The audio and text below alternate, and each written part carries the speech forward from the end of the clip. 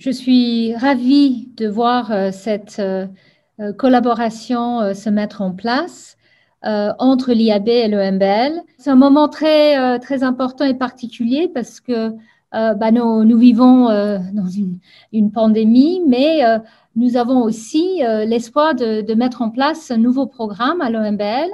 Et ce nouveau programme résonne très bien avec l'IAB et il s'appelle des molécules jusqu'aux écosystèmes, où on souhaite pouvoir apporter des informations de la manière dont la vie se passe à toutes les échelles, et non seulement à l'échelle de l'organisme, mais dans des populations, les communautés. Et donc là, je trouve qu'il y a encore plus de liens qui pourraient se mettre en place entre l'IAB et l'EMBL. Je rebondis sur ce que Edith vient de dire. Au cœur de notre vision partagée, il y a ce concept des molécules aux écosystèmes, qui est vraiment cette vision partagée que nous avons et qui est portée par l'ensemble des activités d'un institut comme l'IAB.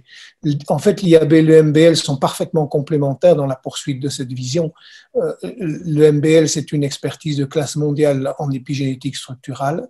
L'IAB met en place des programmes en épigénétique fonctionnelle sur la plasticité cellulaire, la pathologie moléculaire et en épidémiologie environnementale.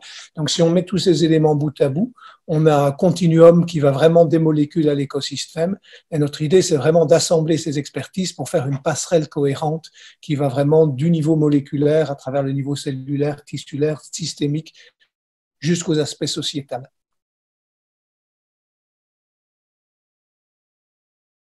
Au cœur de notre collaboration, il y a aussi un projet humain autour d'une communauté de chercheurs qui aiment travailler ensemble et qui travaillent déjà très bien ensemble.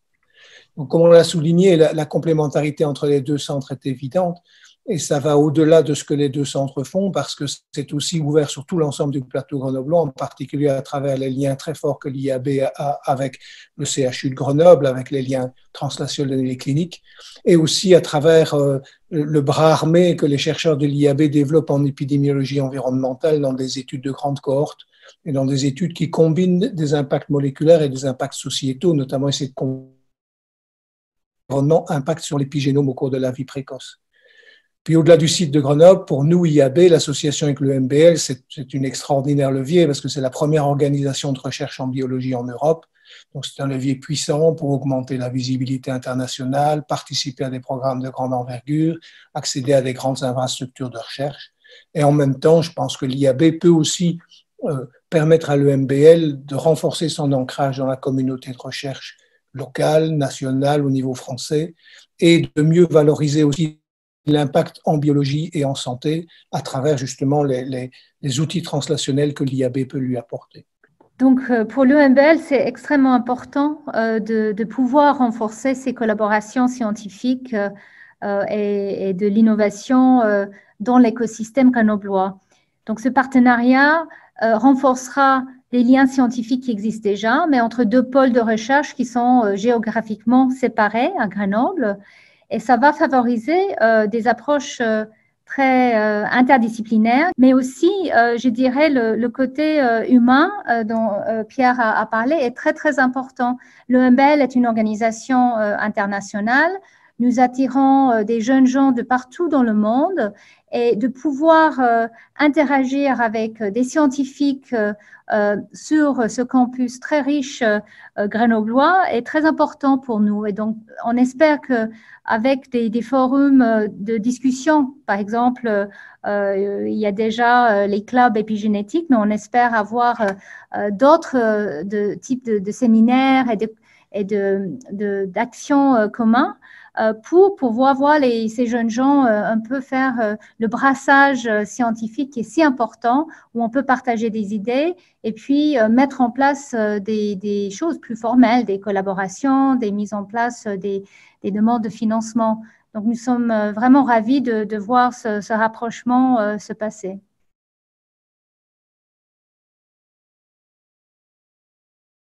Ce partenariat entre l'IAB et l'EMBL va vraiment pouvoir faire des grandes avancées dans des domaines d'intérêt commun qui existent, comme l'ARN, la biologie des ARN. Nous avons des très grands experts dans les deux instituts et c'est clair que là, il y a déjà beaucoup de possibilités d'exploration. Nous vivons dans cette pandémie qui a été générée par ce virus ARN et je pense que tout le monde maintenant réalise à quel point c'est important de comprendre les molécules qui sont à la base de la vie. Donc, ARN, épigénétique, comment finalement les changements qui sont induits par l'environnement et qui peuvent être propagés au cours de la vie, quels sont les mécanismes moléculaires de ces changements. Ça, c'est les domaines dans lesquels il y a des très grands experts à l'IAB et puis à l'EMBL qui peuvent se mettre ensemble, je pense, avec une synergie qui va être très importante. Et bien sûr, on parle aussi de tout ce qui est maladie, le cancer, les maladies infectieuses.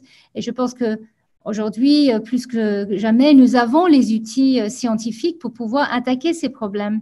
Et justement, pour nous, c'est très important de pouvoir apporter non seulement la recherche, les scientifiques que nous avons, mais aussi l'apport un peu technologique, de pouvoir développer les approches qui permettraient de, par exemple, explorer dans le cancer de manière simultanée non seulement l'état d'expression des gènes, le remaniement du génome, mais aussi les marques épigénétiques et le comportement des cellules, la dynamique des cellules au sein d'un tumeur. Donc, pour parler des écosystèmes, je pense qu'un des écosystèmes le plus intéressant, c'est bien sûr les tumeurs et peut-être malheureusement un des plus accessibles parce que nous pouvons vraiment avoir tout en temps accéléré, donc l'évolution non seulement des cellules, mais aussi de leur génome. Et donc, en fait, je pense que c'est un moment très excitant parce qu'on a les outils pour pouvoir regarder.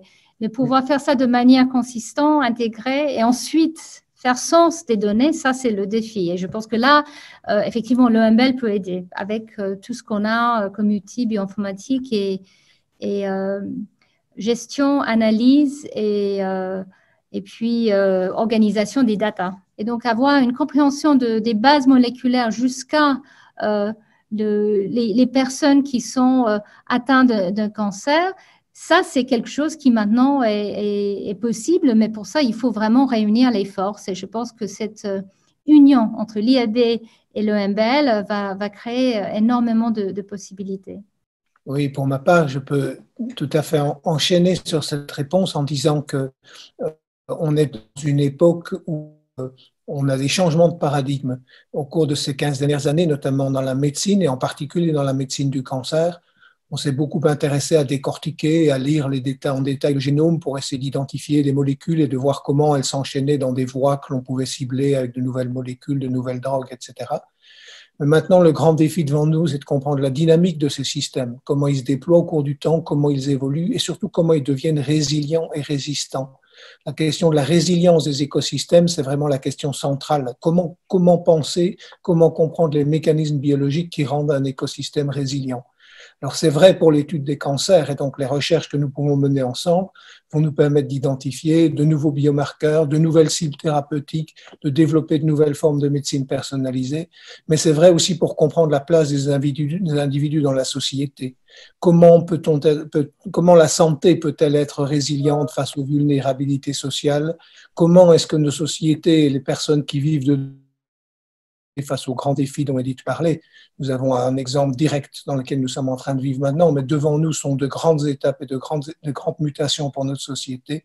Donc comprendre la dynamique des systèmes par lesquels les systèmes biologiques peuvent s'adapter et prévenir ces modifications, c'est un enjeu majeur. Et notre volonté commune, c'est de se positionner non seulement pour contribuer à ces recherches, mais aussi d'amener, j'ai envie de dire, un leadership intellectuel sur les concepts et sur les idées qui nous permettront d'affronter ces questions-là dès aujourd'hui et pour demain. Quand j'étais jeune chercheuse à l'Institut Pasteur, il y a très longtemps, il fallait que j'apprenne des nouvelles techniques en imagerie. Et le centre qui était le plus au point et aussi avait généreusement organisé un atelier INSERM pour apprendre à des gens comme moi qui n'avaient jamais fait de l'imagerie, était l'Institut IAB, l'Institut Albert Bonniot à l'époque. Et je suis venue pour apprendre à faire l'hybridation in situ, etc. J'ai passé 10 jours à l'IAB et j'étais très, très, très bon souvenir. C'était un accueil super. Et c'est là où, en fait, j'ai appris les techniques qui est à la base de tout ce que j'ai fait par la suite dans ma carrière scientifique. C'était grâce à ces techniques que j'ai pu ensuite regarder au cours de l'embryogenèse, les changements épigénétiques. Donc, moi, personnellement, je suis très reconnaissante de l'IAB. Pour moi, l'échelon vraiment qui m'a permis de grandir dans ma carrière de chercheur, c'est une bourse de l'EMBO. À la sortie de ma thèse en 1988, je suis parti en postdoc dans d'excellentes conditions grâce à une bourse de l'EMBO.